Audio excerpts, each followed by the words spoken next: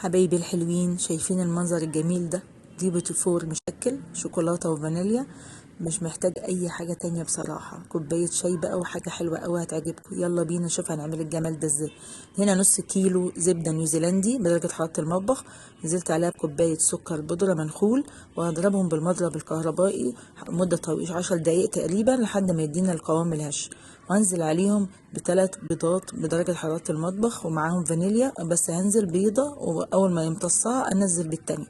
بعد كده انزل بالدقيق 630 جرام دقيق منخول وعليه ذرة ملح.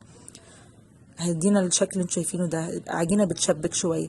هبدأ أقسمها نصين، جزء أحط عليه كاكاو خام عشان أعمل جزء شوكولاتة، وجزء أسيبه فانيليا بس.